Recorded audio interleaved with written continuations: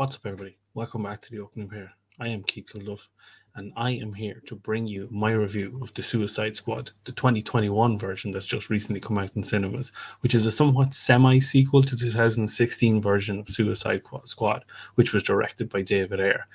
This year's version is written and directed by James Gunn, who you may know more so for Guardian of the Galaxies Volume 1 and 2, which he did for Marvel. This obviously being a DC property. This movie is, as I said, it is a sort of a semi-sequel. I wouldn't consider it a full sequel. There are returning cast members from the previous movie 5 years ago, such as Margot Robbie as Harley Quinn again, Joel Kinnaman plays Rick Flag, and obviously Viola Davis plays Amanda Waller, the person that brings the Suicide Squad together. They are joined by some new cast members, which kind of include Idris Elba, who plays Bloodsport, and John Cena as Peacemaker, but we can get to them later on in the review. This will be a non-spoiler review, but anything that may be considered spoilers are just moments that have been referenced in trailers already, so I don't consider them spoilers because you've seen them already.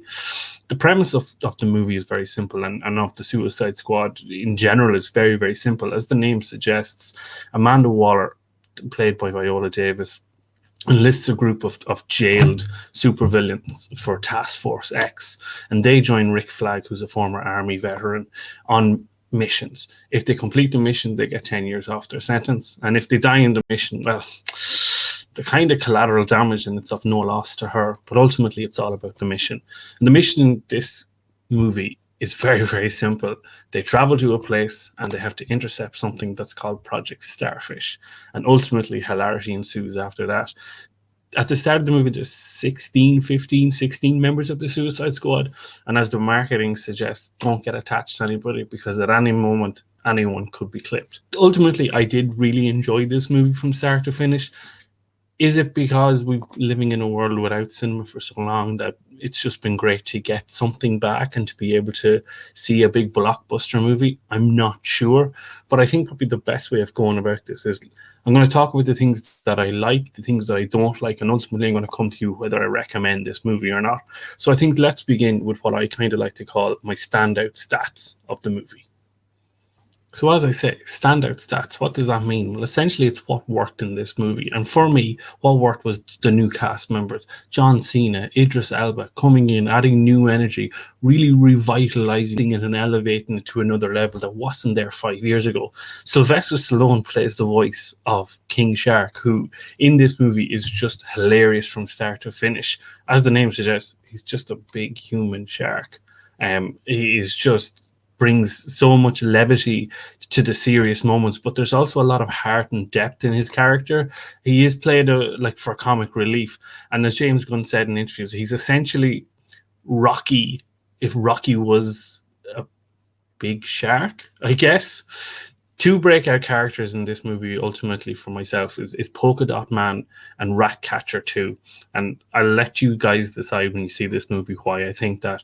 They just add, they've got unbelievably like sorrowful backstories, but ultimately they're so crucial to the whole heart of the movie, and that's what they really bring. Another thing that stood out to me was the cinematography. It is absolutely stunning at times, and the CGI and the effects are constantly on point throughout the movie. The transitions and the way that the surroundings add and tell the story is beautiful, and it really is like you're just reading a comic book, which is what you kind of want. You want, you know, adaptations of comic books to really stay true to the source material, but adding in that really big budget oomph into the movies to just kind of help rise at that extra level. The action set pieces are always on point when it comes to these big blockbuster movies. And I suppose we are dealing with supervillains. We're not dealing with heroes. So there's that creativity almost that you don't expect in superhero movies when they're trying to kind of resolve issues like that. And I really appreciated that. But as with all movies, they don't always work. And so there are things in this that didn't work for me. And I'm going to take you through them now. And they are what I like to call a swing and a miss. Things work, things don't work. One of the things that didn't work for me was the fact that this runtime was over 2 hours long. It comes in at about 2:10, 2:12, and I really felt it could have been about 20 minutes shorter. There are moments in this movie that characters get side stories, that are separate from the mission at hand. And I couldn't help but think that Amanda Waller, knowing the badass that she is in real life situation, would not be telling the squad to kind of branch off and go a certain direction in the story. Granted, when you have big star names like people that I've mentioned, John Cena, Margot Robbie, Idris Elba, you're going to want them to have as much airtime as possible. I completely get that. But just for me, for the story, it didn't work. The other thing that didn't work for me, while I said it was a positive in my last section, some of the cast didn't work for me. And I felt that Idris Elba's Bloodsport was essentially the same character that Will Smith played in The Suicide Squad 5 years ago. They are both marksmen, they're both assassins, they both use tech, they both have a daughter. There's a lot of similarities here, and it just felt like you were swapping out one character for another for whatever reason. There are a couple of things that just didn't work for me, but ultimately, I think let's get into the final part of this review, is whether I'm recommending this movie to you guys or not. As the segment suggests, rent, recommend, or resist.